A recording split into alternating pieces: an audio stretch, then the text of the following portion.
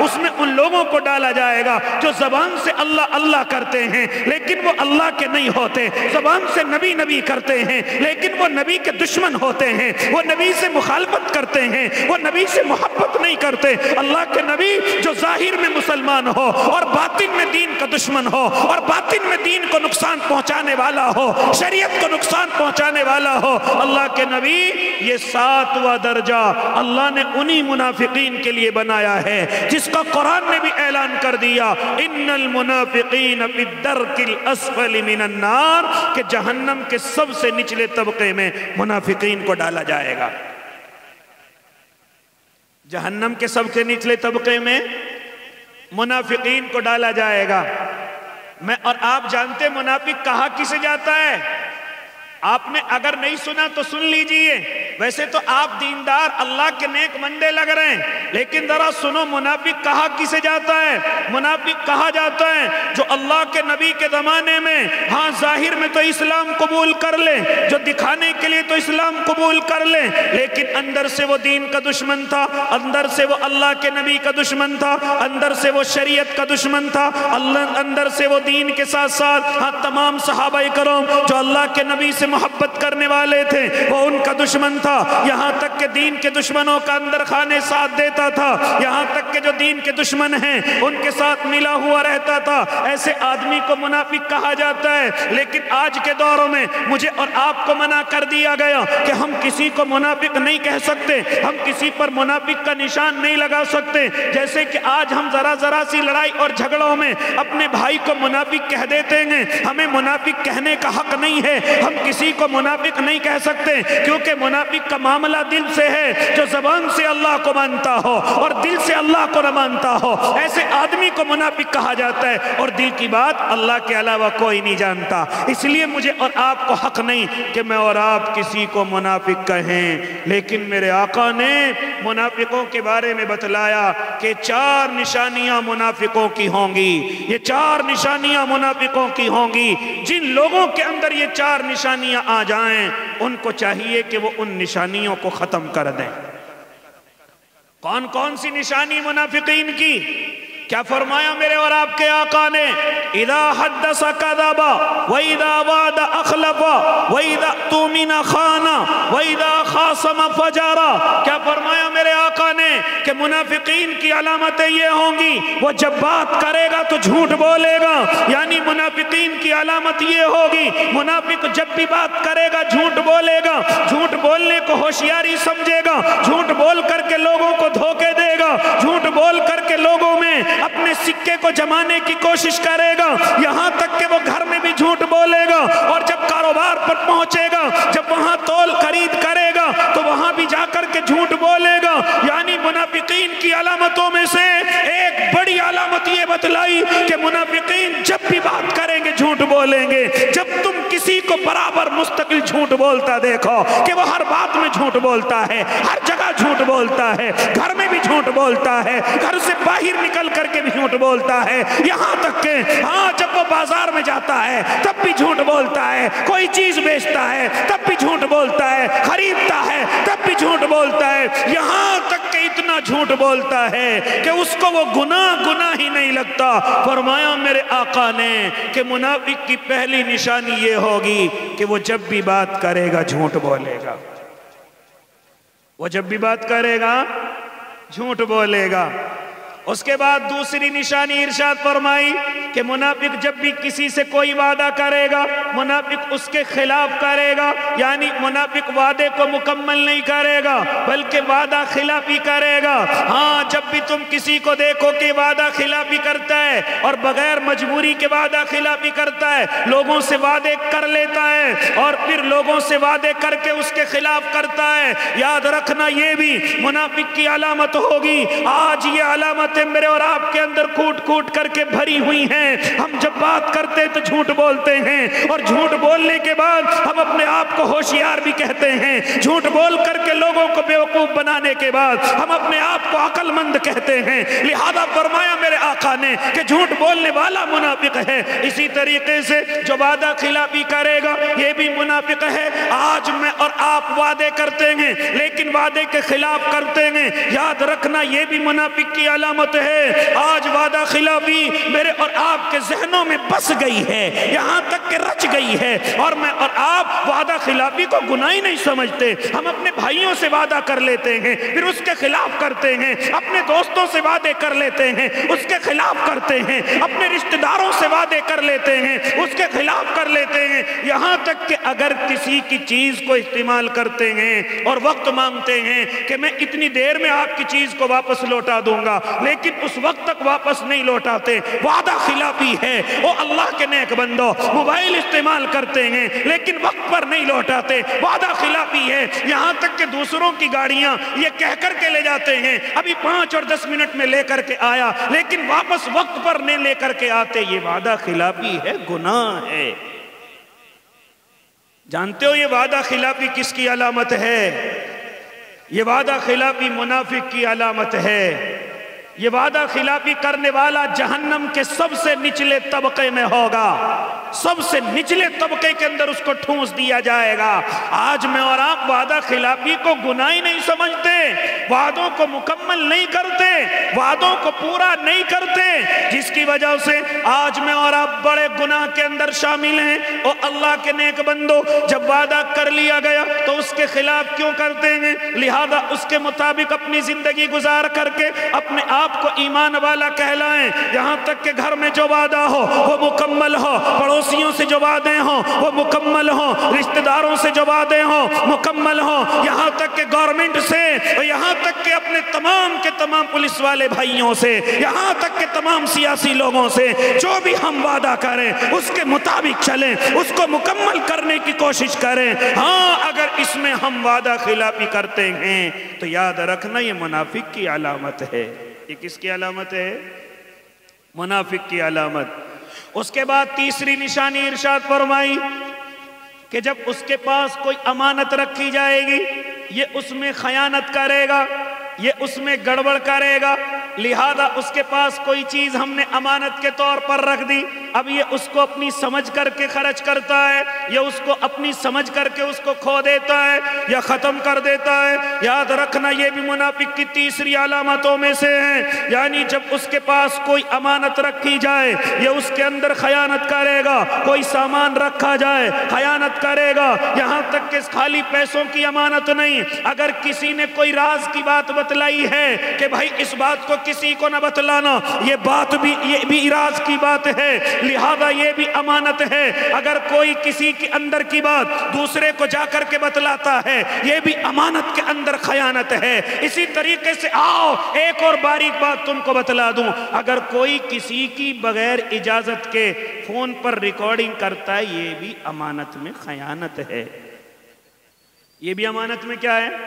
کسی سے ہماری دوستی ہوئی، دوستی ہونے کے بعد اس نے ہمیں اندر کی باتیں بتلا دی، راز کی باتیں بتلا دی، اب ہم نے اس کی باتوں کو ذرا سا جھگڑا ہوا، ذرا سی ہماری بات خراب ہوئی اور ہم نے وہ باتیں دوسروں کو بتلا دی، تو جانتے ہو کیا ہے؟ یہ بھی امانت کے اندر خیانت ہے۔ کسی کی موبائل کے اندر ریکارڈنگ کرنا یہ بھی امانت کے اندر خیانت ہے، کسی کی چھپ کر کے باتیں سننا یہ بھی امانت کے اندر خیانت ہے، لہذا موبائل میں دوسروں کی باتیں سننا یہ بھی امانت کے اندر خیانت ہے۔ ارے کہاں تک تمہیں امانت کے درجے بتلاؤں، کہاں تک تمہیں یہ رات ناکافی ہو جائے، یہ وقت نامکمل ہو جائے۔ اور اللہ کے نیک بندو صرف اتنا سنو کہ امانت کے اندر خیانت کرنے والا یہ بھی منافق ہے، یہ بھی جہنم کے سب سے نچلے طبقے کے اندر ڈالا جائے گا۔ اس کے بعد میرے اللہ کے نبی نے چوتھی علامت بتلائی کہ اس کی چوتھی علامت یہ ہوگی، جو منافق ہوگا جو جہنم کے سب سے نچلے طبقے میں ڈالا جائے گا، اس کی چوتھی علامت یہ ہوگی جب کسی سے جھگڑا ہوگا تو بات بات پر گالیاں بکے گا۔ کیا کرے گا؟ بات بات پر گالیاں بکے گا۔ جب کسی سے جھگڑا ہو جائے گا تو بھول جائے گا میں نمازی بھی ہوں، بھول جائے گا کہ میں روزے دار بھی ہوں، بھول جائے گا کہ میں پڑھا لکھا بھی ہوں، بھول جائے گا کہ میرے چہرے پر داڑھی ہے، بھول جائے گا کہ میں حج کر کے آیا ہوں، بھول جائے گا کہ میں مسلمان بھی ہوں۔ ہاں کیا فرمایا میرے اور آپ کے آقا ने जब उसका किसी से झगड़ा होगा, जब उसकी किसी से लड़ाई होगी तो वो गालियां बड़ी बकेगा, वो गालियां बड़ी देगा, बिल्कुल भूल जाएगा कि मैं कौन हूं। हाँ, जिसके मुंह पर ज्यादा गालियां आती हो, जो लोगों को गालियां ज्यादा बकता हो, तो मेरे अल्लाह के नबी ने उसको भी मुनाफिक कहा है। वो भी मुनाफिक की निशानी है। यानी जब किसी से झगड़ा करेगा, जब किसी से लड़ाई करेगा तो वो गालियां बड़ी बकेगा। लिहाजा फरमाया ये 4 अलामतें मुनाफिक की होंगी, और इन 4 अलामतें जिसके अंदर होंगी ये बंदा मुनाफिक कहलाया जाएगा। लिहाजा मुझे और आपको चाहिए, अगर इनमें से कोई भी अलामत मेरे और आपके अंदर है तो आज तौबा करें कि इंशाअल्लाह झूठ नहीं बोलेंगे।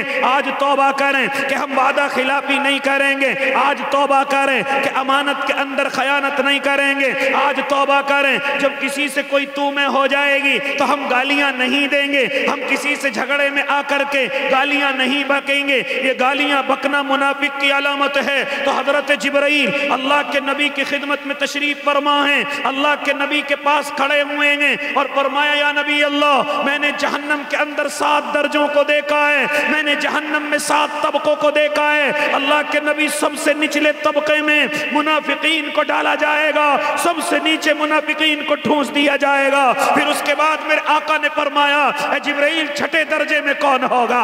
छठे दर्जे में कौन किसको डाला जाएगा? अल्लाह के नबी से हजरत जिब्राइल फरमाते हैं या नबी अल्लाह, छठे दर्जे में हाँ मुशरिकीन को डाला जाएगा, जो अल्लाह के साथ किसी को शरीक करते होंगे, जो अल्लाह के अलावा किसी और के सामने सर झुकाते होंगे, अल्लाह के अलावा किसी और को ताकतवर मानते होंगे, अल्लाह के अलावा किसी और के सामने हाथ फैलाते होंगे, अल्लाह के अलावा किसी और को अपना माबूद मानते होंगे। अल्लाह के नबी छठे तबके के अंदर उन मुशरिकीन को डाला जाएगा जो अल्लाह के साथ किसी को शरीक करते होंगे। जो अल्लाह के साथ क्या करते होंगे? किसी को शरीक करते होंगे। अल्लाह उनको छठे दर्जे के अंदर डाल देगा। फरमाया जिब्राइल 5वें दर्जे में कौन होगा? तो हजरत जिब्राइल अलैहिस्सलातु वत्तस्लीम इरशाद फरमाते हैं या नबी अल्लाह, जो चांद सूरज की पूजा करने वाले होंगे वो 5वें तबके के अंदर जहन्नम में डाल दिए जाएंगे। फिर उसके बाद फरमाया जिब्राइल 4थे दर्जे में कौन होगा? हजरत जिब्राइल फरमाते या नबी अल्लाह, 4थे दर्जे में आग की पूजा करने वाले होंगे, जो आग को अपना माबूद मानते होंगे, जो आग की परस्तिश करते होंगे। और उसके बाद फरमाया या नबी अल्लाह, अल्लाह के नबी इरशाद फरमा रहे 3रे दर्जे में कौन होगा? फरमाया उसमें यहूदी होंगे, उसमें यहूदियों को ठूंस दिया जाएगा। फिर उसके बाद अल्लाह के नबी फरमाते हैं ए जिब्राइल, फिर 2रे दर्जे के अंदर कौन होगा? तो हजरत जिब्राइल फरमाते या नबी अल्लाह, 2रे दर्जे में ईसाइयों को डाला जाएगा। फिर उसके बाद अल्लाह के नबी फरमाते हैं जिब्राइल, पहले दर्जे में कौन होगा? ए जिब्राइल, ये पहला दर्जा किसके लिए है? इतना सवाल सुनते ही हजरत जिब्राइल का चेहरा झुक गया, आंखों से आंसू जारी हो गए। हजरत जिब्राइल ज़ारो कतार रोना शुरू कर देते हैं। अल्लाह के नबी फरमाते हैं ए जिब्राइल, रो क्यों रहे हो? बताते क्यों नहीं कि पहले दर्जे में कौन होगा, जहन्नम में पहले नंबर पर कौन होगा? चुनांचे हजरत जिब्राइल नहीं उठाते, अपने सर को नहीं उठाते, अपने चेहरे को नहीं उठाते। हजरत जिब्राइल से मेरे आका इरशाद फरमाते जिब्राइल, बताते क्यों नहीं कि पहले दर्जे में कौन होगा? अल्लाह के नबी से हजरत जिब्राइल इरशाद फरमाते या नबी अल्लाह, दर्जे पहले दर्जे में आपकी उम्मत के गुनाहगार होंगे। कौन होंगे?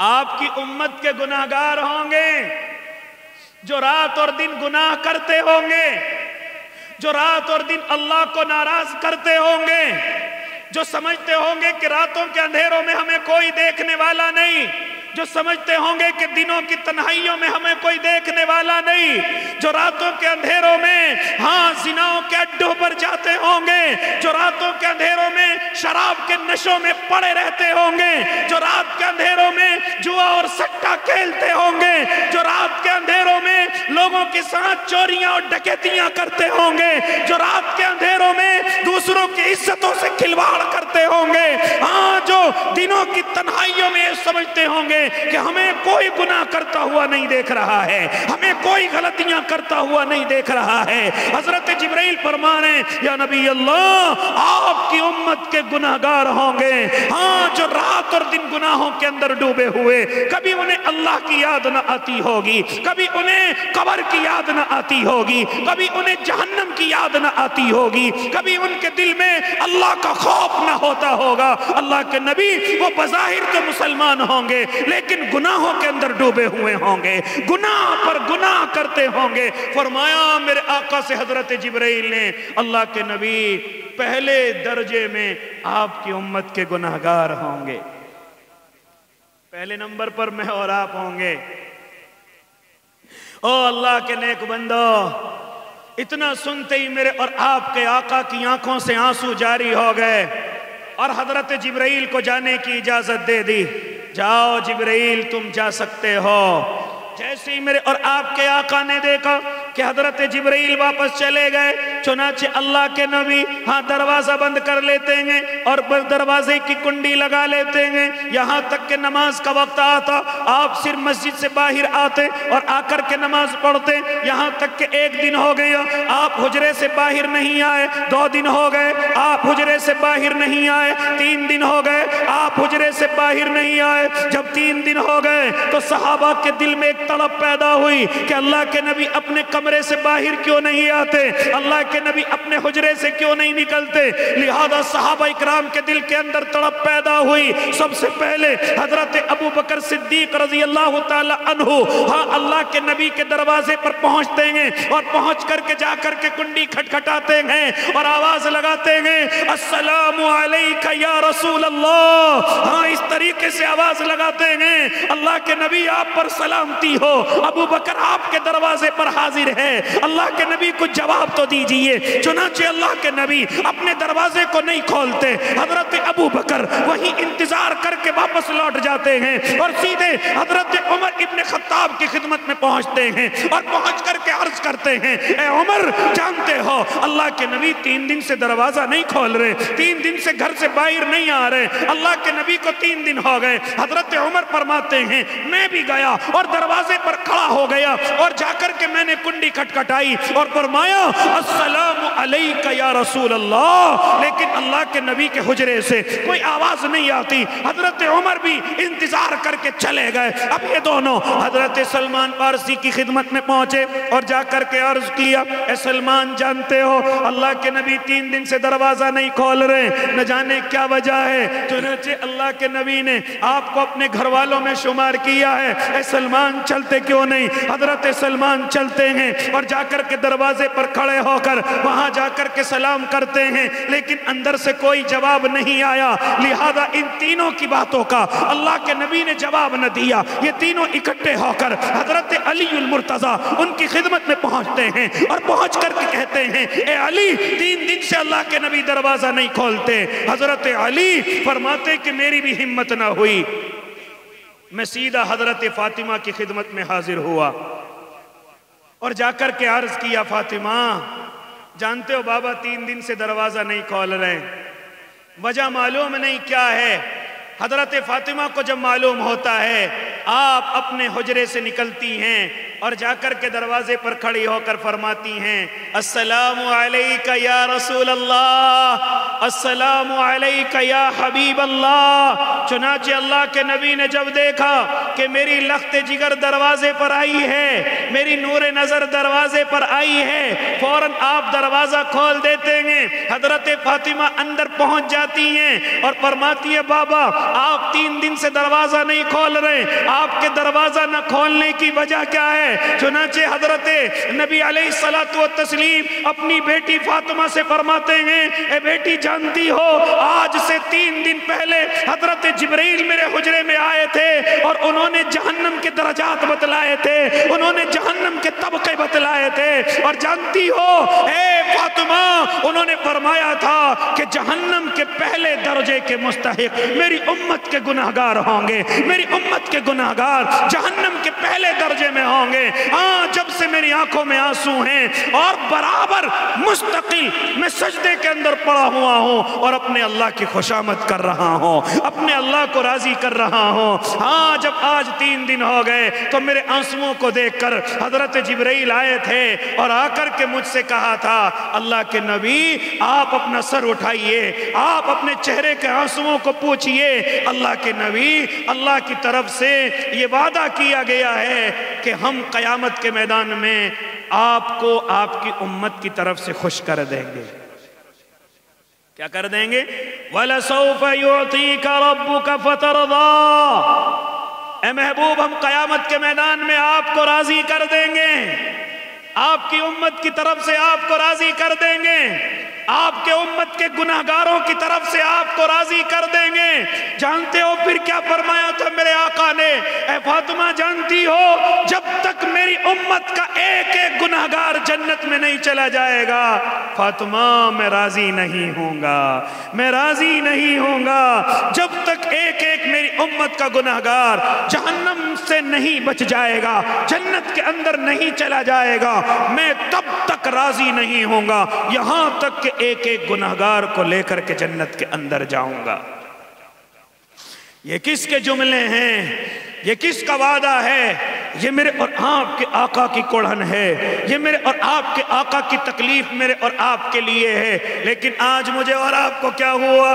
انہی کو یاد نہیں کرتے، انہی کو اپنی زندگی کے اندر لے کر کے نہیں آتے، انہی کے مطابق اپنی زندگی نہیں گزارتے۔ ارے ان کی زندگی خالی نمازوں کے اندر نہیں، ان کی زندگی خالی روزے اور زکوٰۃ اور حج میں نہیں، ان کی زندگی خالی لمبے لمبے سجدوں میں نہیں، بلکہ ان کی زندگی آؤ تمہیں بتلاؤں اس مختصر سے وقت میں کیسے بتلاؤں۔ ارے میرے اور آپ کے آقا کی زندگی یہ ہے کہ آپ مظلوموں کو سینے سے لگاتے ہیں، آپ غریبوں کو سینے سے لگاتے ہیں، یہاں تک کہ غریبوں کو اور کبھی مسکینوں کو آپ نے حقارت کی نظروں سے نہیں دیکھا، آپ نے ان کی غریبی کی وجہ سے ان کو کمزور نہیں سمجھا، بلکہ آپ غریبوں کو سب سے زیادہ اپنے سینے سے لگایا کرتے تھے اور فرمایا کرتے تھے اے میری امت کے مالداروں سن لو، اے میری امت کے مالداروں سن لو، یہ جو میری امت کے غریب ہیں، یہ جو میری امت کے کمزور اور مسکین لوگ ہیں، انہی کے صبر کی وجہ سے اللہ تمہارے کاروبار چلاتا ہے، اللہ تمہارے کاروباروں کو اور تجارتوں کو چلاتا ہے، اللہ تمہیں انہی کی برکت سے دیتا ہے، لہذا ان غریبوں کو گری ہوئی نظروں سے نہ دیکھا کرو۔ میرے اور آپ کے آقا سب سے زیادہ غریبوں کو اپنے سینے سے لگاتے اور فرماتے تھے اور سن لو امت کے مالداروں، کل قیامت کے میدان میں یہ غریب مالداروں سے 40 سال پہلے جنت کے اندر چلا جائے گا۔ اور پھر فرمایا تھا میرے آقا نے کہ 40 سال نہیں بلکہ میرے اور آپ کے آقا ارشاد فرماتے ہیں کہ میری امت کے غریب مالداروں سے 500 سال پہلے جنت میں چلے جائیں گے۔ تبھی تو فرمایا ان غریبوں کا خیال کیا کرو۔ اسی طریقے سے جو تمہارے محلے کے یتیم ہیں، جن کے سروں پر ان کے باپ کا سایہ نہیں ہے، جن کے سروں پر کوئی کمانے والا نہیں ہے، ارے ان کا بھی خیال کیا کرو۔ ارے تم خیال کرنے کی بات کرتے ہو، یہاں تک فرمایا میرے آقا نے کہ اگر کوئی کسی یتیم کے سر پر ہاتھ رکھ دے، صرف ہاتھ رکھ دے، ابھی خرچہ کوئی نہیں، ابھی کوئی اس کے لیے خرچ نہیں کیا، صرف یتیم کے سر پر ہاتھ رکھا ہے، جانتے ہو کیا فرمایا تھا میرے آقا نے کہ تیرے ہاتھ کے نیچے جتنے بال آئیں گے اللہ اتنی نیکیاں تجھے عطا کرے گا، اللہ اتنی نیکیاں تجھے نوازے گا، جتنے بال تیرے اس یتیم کے ہاتھ کے نیچے آئیں گے اللہ تجھے اتنی نیکیاں عطا کرے گا، اتنی گناہ تیرے اللہ معاف کرے گا، اتنی درجات اللہ تیرے بلند کرے گا۔ اسی لیے میرے بھائی، میرے اور آپ کے آقا سب سے زیادہ مظلوموں کو سینے سے لگاتے، سب سے زیادہ غریبوں کو سینے سے لگاتے، سب سے زیادہ پریشان حالوں کو سینے سے لگاتے۔ اور جو عورتیں بیوائیں ہو گئی، جن کے سروں پر شوہروں کے سائے نہیں، ان کے شوہر ان کو چھوڑ کر کے اس دنیا سے رخصت ہو گئے، میرے اور آپ کے آقا ان کا بھی خیال فرماتے تھے۔ تبھی تو میرے اور آپ کے آقا نے ارے جتنے نکاح فرمائے ہیں، آج دنیا شور مچاتی ہے، لیکن معلوم کرو ان لوگوں سے، معلوم کرو علماء کرام سے، اللہ کی قسم صرف حضرت عائشہ کے علاوہ جتنی عورتیں میرے اور آپ کے آقا کے نکاح میں آئی تھی، تمام کی तमाम बेवाएं थी, तमाम की तमाम मुतल्लका थी, तमाम के शोहरों को उनके शोहर दुनिया से छोड़ करके जा चुके हैं या उनको तलाक दे चुके थे, जो बिल्कुल बेसहारा हो गई थी, कोई सहारा देने वाला नहीं। अरे ऐसे वक्त में कि जब औरतों की कोई कदर नहीं थी, औरतों की कोई इज्जत नहीं थी, लोग माँ की इज्जत न करते थे, लोग बहनों की इज्जत न करते थे, लोग बेटियों की इज्जत न करते थे, लोग बीवियों की इज्जत न करते थे, उस वक्त में मेरे और आपके आका ने इन तमाम औरतों की इज्जत फरमाई है, इन तमाम औरतों की हुर्मत का ऐलान किया है कि जिस वक्त में लोग अपनी माँओं की कोई कदर न करते थे, उस वक्त में मेरे आका ने ऐलान फरमाया था, खबरदार अगर ये औरत तुम्हारी माँ है तो इसके कदमों के नीचे जन्नत है, अगर ये औरत तुम्हारी बहन है और भाई अपनी बहन का ख्याल करता है, निकाह और शादी के बाद भी उसके घर जाता है, हदिये और तोहफे लेकर के जाता है, मेरे आका ने फरमाया था कि उस भाई पर अल्लाह जन्नत को वाजिब कर देता है। वरना कहां हिस्से दिए जाते हैं बहनों के। लेकिन जरा पढ़ो कुरान करीम को कि जब तुम्हारे बाप का इंतकाल हो जाए, जब तुम्हारा बाप इस दुनिया से रुखसत हो जाए, तो जितना माल वो छोड़ करके गया है वो खाली भाइयों का नहीं है, वो खाली भाइयों का नहीं है, बल्कि उसमें तुम्हारी बहनों का भी हिस्सा है। यूसीकुमुल्लाहु फी औलादिकुम लिज़्ज़करी मिस्लु हद्दिल उन्सयैन। खाली भाइयों का हिस्सा नहीं बल्कि बहनों को भी हिस्सा उसमें दिया जाएगा, चाहे उनकी शादियां हो गई हों, उनके बच्चे जवान हो गए हों, चाहे वो अपने घर की कितनी बड़ी मालदार हों, लेकिन अगर तेरा बाप कुछ माल छोड़ करके इस दुनिया से गया है तो उसमें खाली भाइयों का हिस्सा नहीं बल्कि उसमें तेरी बहनों का भी हिस्सा है, उसमें तेरी बहनों का भी हक है। लिहाजा अगर किसी ने अपनी बहनों का हक दबाया, कल क़यामत के मैदान में ये बहन उसके दामन को पकड़ लेगी और बहन उसको जहन्नम में जाने का जरिया बनेगी। लिहाजा मेरे भाई, ये मेरे और आपके आका ने खाली ऐलान नहीं फरमाया, आओ जब आप सुनने चलेंगे तो जरा बतलाता चलूं किस तरीके से मेरे आका ने बहन की खिदमत की है, बहन से मोहब्बत के इजहार फरमाए हैं और बहन से मोहब्बत करने के मेरे और आपके आका ने हुक्म दिए हैं। लिहाजा आओ तुम्हें बतलाता चलूं, गज़वा खैबर के मौके पर जब मेरे और आपके आका एक गज़वे को फतह करके आए, कामयाब करके आए, तो उस वक्त में माले गनीमत में 12,000 भेड़ बकरियां अल्लाह के नबी के यहाँ लाई गई, 6,000 ऊंट अल्लाह के नबी की खिदमत में लाए गए, यहाँ तक के 100 घराने कैद करके लाए गए, जिनमें तकरीबन 500 से 600 लोग कैदी बना करके लाए गए थे। तो उस वक्त में जब ये तमाम कैदी अल्लाह के नबी के सामने लाए गए तो एक बूढ़ी अम्मा हैं जो बिल्कुल बूढ़ी हो चुकी हैं, आकर के सहाबा से अर्ज करती हैं, अल्लाह के नबी के साथियों से अर्ज करती हैं, ऐ सहाबा इकराम, जानते हो ये जो तुम्हारा मोहम्मद है, ये जो तुम्हारा सरदार है, ऐ सहाबा इकराम जानते हो ये मेरा भाई है, हाँ मैं इसकी बहन लगती हूँ। चुनाचे सहाबा ने अर्ज किया, ए अम्मा कौन हो? हमारे आका के तो कोई बहन नहीं थी, आप कौन सी बहन हो? अल्लाह के नबी के कोई बहन नहीं थी। हाँ, ए अल्लाह की बंदी कौन हो जो मेरे आका को अपना भाई कहती हो? चुनाचे उस वक्त में बहन ने कहा था कि जाओ अपने नबी को बुला करके लाओ, जाओ अपने सरदार को बुला करके लाओ, उन्हीं को बताऊंगी कि मैं उनकी कौन सी बहन हूँ। चुनाचे सहाबा इकराम अल्लाह के नबी की खिदमत में हाजिर हुए और जाकर के अर्ज किया, या नबी अल्लाह, एक बूढ़ी अम्मा हैं जो कह रही हैं कि वो आपकी बहन हैं। अल्लाह के नबी अपने खेमे से बाहर आते हैं, देखते हैं कि एक बूढ़ी अम्मा खड़ी हुई हैं। चुनाचे वो बहन कहती हैं, ए मोहम्मद, जानते हो मैं कौन हूं? कहा कि कौन हो? कहा कि भूल गए जब मैं बचपने के अंदर तुम्हें अपने घर से गोद में उठा करके जंगल के अंदर ले जाया करती थी, मैं बकरियां चराया करती थी और मैं तुम्हें लोगों से छुपा करके रखा करती थी और मैं तुम्हें जंगलों के भेड़ियों से बचा करके रखा करती थी। यहाँ तक कि कभी कभी मैं तुम्हें अपनी गोद में उठाकर और आसमान की तरफ देख करके इरशाद किया करती थी और अपने अल्लाह से दुआएं किया करती थी, रब्बना अबकी लना मुहम्मदा, मेरे रब्बा मेरे मोहम्मद को क़यामत तक के लिए बाकी रखना, इसकी सरदारी को बाकी रखना, इसकी किरदारी को बाकी रखना। लिहाजा आज मेरे अल्लाह ने मेरी दुआ कबूल फरमाई। ए अल्लाह के नबी, आज तुम बड़े सरदार हो गए, आज तुम बड़े आका हो गए, इतने सारे तुम्हारे साथी हो गए। अल्लाह के नबी, बचपने में मैं तुम्हें गोद में उठाया करती थी और तुमने एक दफा मेरे काट लिया था, उस काटने का निशान आज भी मौजूद है। अल्लाह के नबी, मैं तुम्हारी सगी बहन तो नहीं हूं, लेकिन तुमने जिस औरत का दूध पिया है यानी हलीमा सादिया, मैं उनकी बेटी हूं। मैं तुम्हारी सगी बहन तो नहीं हूं, मैं तुम्हारी मुंह बोली हाँ बेटी नहीं हूं, बहन नहीं हूं, बल्कि तुम्हारी रजाई बहन हूं।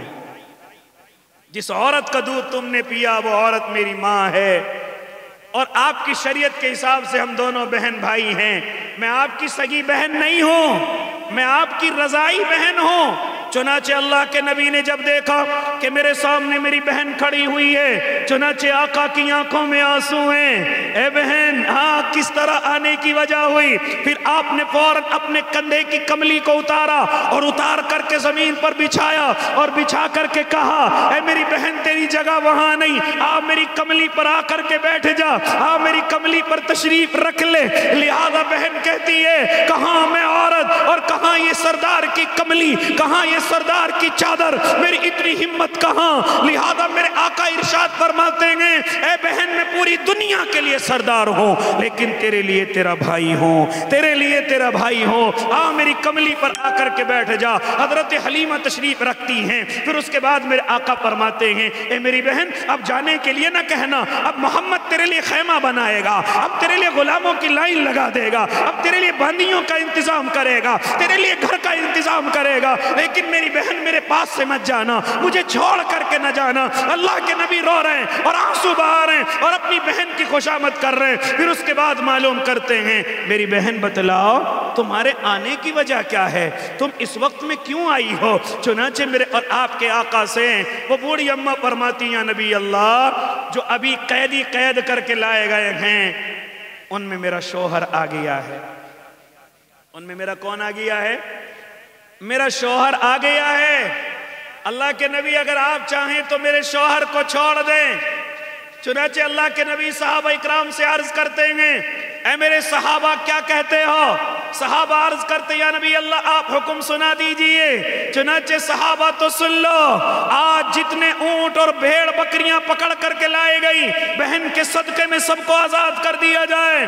आज बहन के शौहर को नहीं, बल्कि जितने लोग भी आज मेरी बहन के शौहर के साथ आए हैं, तमाम के तमाम को बहन के सदके में आजाद कर दिया जाए, तमाम के तमाम को बहन के सदके में छोड़ दिया जाए और पूरी दुनिया को यह बतला दिया जाए कि तुम चाहे कितने ईमानदार हो जाना, तुम चाहे कितनी बड़े बन जाना, तुम चाहे कितने बड़े पद पर पहुंच जाना, लेकिन अगर जिंदगी के किसी हिस्से में अगर बहन तुम्हारे दरवाजे पर आए और वो तुमसे कोई सवाल करे तो उसकी आंखों में से आंसू न निकलने देना, उसके आंसुओं से पहले उसका सवाल मुकम्मल कर देना। लिहाजा ये है मेरे और आपके आका की जिंदगी।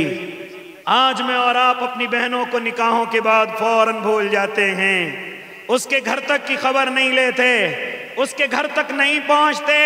ओ अल्लाह के नेक बंदो, अगर बाप दुनिया से रुखसत हो गया और बहन का हिस्सा न दिया और बहन को जमीन का टुकड़ा न दिया और बहन को माल में हिस्सा न दिया, याद रखना कब्र के हिसाब से मुझे कोई और नहीं बचा सकता, यहां तक कि जहन्नम के अजाब से मुझे और आपको कोई नहीं बचा सकता। इसलिए जब कभी हाँ बाप इस दुनिया से रुखसत हो तो अपने हिस्सों के साथ अपनी बहन के हिस्सों को भी निकाला करो।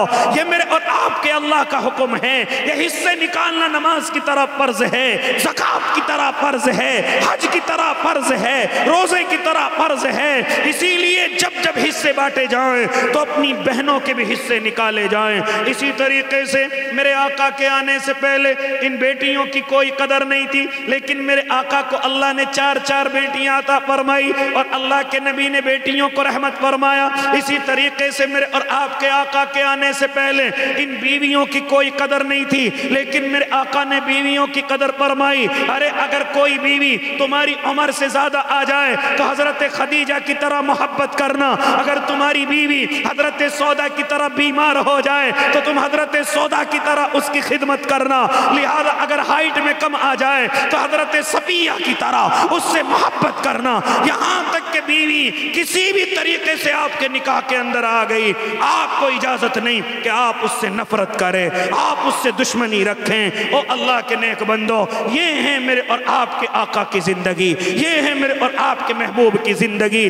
یہاں تک کہ اللہ کے نبی جس طریقے سے مسلم بچیوں سے محبت کرتے تھے، اگر کوئی دوسرے مذہب کی عورت اللہ کے نبی کی خدمت میں آ گئی تو میرے آقا نے اس کی بھی قدر فرمائی. کہ آپ کو معلوم نہیں کہ جب بہت سارے قیدی اللہ کے نبی کی خدمت میں لائے گئے تھے تو اس میں ایک عورت تھی جو مسلمان نہیں تھی، جو ایمان والی نہیں تھی، وہ جوان بیٹی تھی. میرے آقا کی نظر پڑی کہ اس کا سر کھلا ہوا ہے. اللہ کے نبی نے صحابہ سے معلوم کیا اس بچی کا سر کیوں کھلا ہوا ہے. صحابہ نے عرض کیا نبی اللہ اس کا دوپٹہ کہیں گر گیا ہوگا. اللہ کے نبی نے عرض کیا کہ فوراً اس کے سر کو ڈھکا جائے. صحابہ کہنے لگے یا نبی اللہ یہ بچی مسلم نہیں ہے، یہ بچی ایمان والی نہیں ہے. چنانچہ میرے اور آپ کے آقا کی آنکھوں میں ایک سرخی دوڑ گئی، غصہ دوڑ گیا. فوراً اپنی کملی کو اتارا اور اتار کر کے کہا اے میرے صحابہ اس بچی کے سر کو ڈھکیے. بچی بچی ہے، چاہے میری ہو چاہے غیر کی ہو، چاہے مسلم ہو یا کسی دوسرے کی ہو. اسی طریقے سے عزت عزت ہے، چاہے مسلم کی ہو چاہے وہ کسی دوسرے مذہب کی عورت کی عزت ہو. لہذا فرمایا کہ جس طریقے سے میں فاطمہ کے کھلے ہوئے سر کو پسند نہیں کر سکتا، اسی طریقے سے میں اس بچی کے سر کو کھلا ہوا بھی پسند نہیں کر سکتا. اس لیے میرے بھائی انشاءاللہ ارادے کرو کہ میں اور آپ اپنے محبوب کی زندگی کی طرح اپنی زندگی گزاریں گے. ان کی زندگی کے مطابق میں اور آپ چلیں گے نا بھائی. انشاءاللہ بات کریں گے تو جھوٹ نہیں بولیں گے، وعدہ کریں گے اس کے خلاف نہیں کریں گے، امانت رکھی جائے گی اس میں خیانت نہیں کریں گے.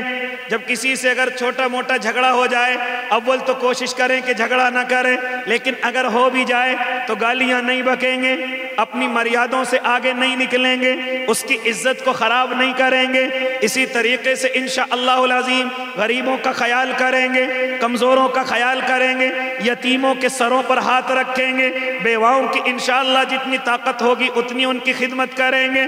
اسی طریقے سے ماؤں کی عزت کریں گے، بہنوں کی عزت کریں گے، بیٹیوں کی قدر کریں گے اور بیویوں کی بھی قدر کریں گے انشاءاللہ العظیم. اسی طریقے سے جتنی پوری دنیا کی عورتیں ہیں انشاءاللہ ان کی بھی قدر کریں گے، چاہے وہ ہمارے اللہ کو مانتی ہوں یا نہ مانتی ہوں. میں اور آپ ان کو اپنی بہن اور بیٹیوں کا درجہ دیں گے. اللہ مجھے بھی اور آپ کو بھی عمل کی توفیق دے دے. آمین. وآخر دعواہم ان الحمدللہ رب العالمین. چلے بھائی تمام حضرات دعا کر لیں. گزارش ہے جو دور دور بیٹھے ہوئے ہیں وہ بھی یہاں دعا کے لیے آ جائیں. ماشاءاللہ آپ مغرب کے بعد سے یہاں تشریف رکھتے ہیں. اب آپ سے صرف یہ درخواست